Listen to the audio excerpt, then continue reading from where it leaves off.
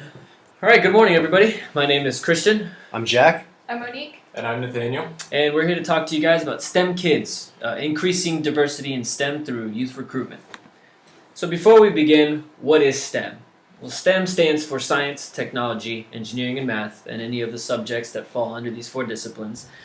And it's really a field that is growing, and as we can see here, STEM careers are increasing dramatically and have increased dramatically over the last decade, but are expected to continue to do so.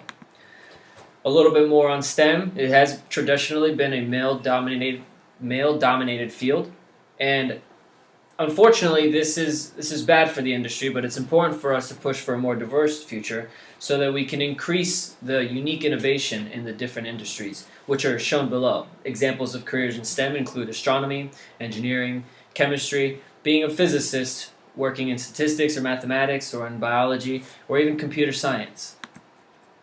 But before we go on and bore you with all the details, kids, we have an activity for you. We're going to have some fun. At your seats, you have a couple things that you're going to use for this activity. We have given you spaghetti sticks, marshmallows, both small and big, and a couple pieces of paper. Now, what I want you to do while we talk to your parents for a while is build the tallest tower that you can use given the materials that you have. However, the rule is the tower has to stand on its own. And for bonus points, if you can hold a tennis ball at the top, you'll earn a couple more points. So work on that, and we're going to talk to your parents for a little bit. Okay, so STEM disciplines encompass many of the jobs and careers shaping the future of the modern world. Technology companies like Google, Facebook, Apple, and Microsoft are among the fastest growing new companies in America. And they all work within STEM fields like computer science, statistics, applied mathematics, and electrical engineering. Giant airlines such as Boeing, American, Delta, and United facilitate the transport of billions of people and goods, relying on STEM fields like aerospace, physics, and data analysis to get everything where it needs to go. In short, STEM fields are forging the world, and thus those in STEM are building the future. You can look at the slide and see a few of the numbers. With such an impact in the world, it's important for STEM to be representative of the people it affects. This is not the case in America. Despite a population of roughly 51% female in the U.S., only 28% of STEM field populations are female. Latinos comprise 18% of the population, but make up less than 7% of the STEM population. African Americans, 13% of the populations, and only 9% of the total STEM population. This is an issue which must be addressed if STEM is to become representative of the people it works for. We believe the education system is the best place to effect change. Many large-scale educational solutions have been proposed to help close the gap between American populations and STEM populations. Standardization of advanced curriculum, such as high school calculus, would help eliminate disparities among school offerings and form a common base for launching into STEM undergraduate studies. On this note, if resource distribution among school systems was equalized, it would aid all students accelerating into STEM fields. Access to extracurricular resources has been identified as a key component to succeeding in STEM. These and other solutions, however, are too large in scope for our program and impractical as they require changes to core education structure and curriculum. Therefore, we propose a supplemental intervention plan that works in conjunction with the current education system. Our plan incorporates 3 stages of intervention that line up with the 3 primary school types in America. Our elementary level would focus on getting kids interested in STEM fields through fun activities, short online videos, presenters, online games, and optional home activities. It should be stressed that this level focuses on classroom-based activities to help foster common social ground as home life varies for children. We want all children to experience the events together in a community and not rely on extra help from their parents or siblings to provide motivational or economic support.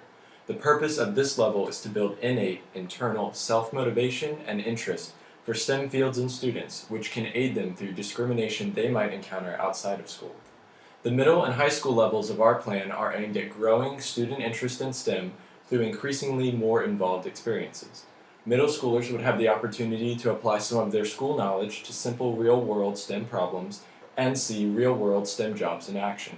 High schoolers would be encouraged to take accelerated classes in conjunction with their normal course load and offered opportunities to engage with mentors and other peers as they work towards their college careers. We feel the most important stage of our plan is at the elementary level, getting kids interested in STEM early on. Skills, formulas, and techniques can be learned at any age, but a passionate motivation is difficult to develop. Our program focuses on building this motivation to combat the negative obstacles young girls and minorities face when entering into STEM fields. Our hope is that the rewarding benefits of pursuing STEM fields can encourage those discriminated against to continue their chosen education. We understand this is not the important structural change needed to fix STEM for good, but we are providing a smaller, focused program that can possibly help fix the situation without large-scale change. It is important to allow children to start learning about STEM from a young age. Children are capable of understanding advanced concepts at an early age. At as young as 8 months, babies are able to recognize and react differently to events that are less statistically likely than events that are more likely. Forms of play can improve STEM learning, such as asking a child to speed up or slow down toy cars, notice patterns, or asking them how they think certain objects work while they play, and so on. Learning about STEM can allow children to encounter more advanced vocabulary, which improves language skills and higher order thinking later in life. Involvement is important in encouraging students to pursue learning, allowing them to feel that they can succeed.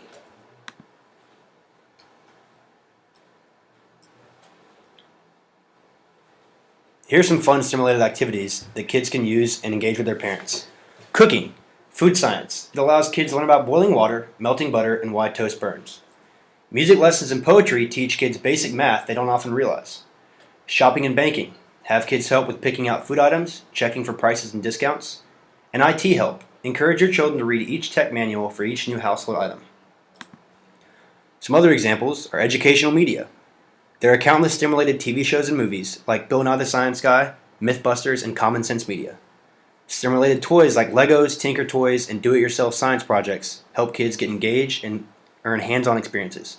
And take trips. Museums, zoos, and educational learning centers are fun ways to interact and learn about various processes, animals, and technologies.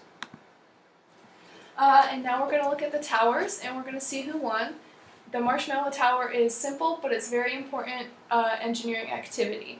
So you learn multiple principles, including using limited resources to accomplish the task, what geometric shapes were stronger for building, learning from your mistakes, tension and compression of spaghetti, why it breaks. STEM can be fun. Increasing diversity in STEM is an important problem we need to tackle. You can be anything you want to.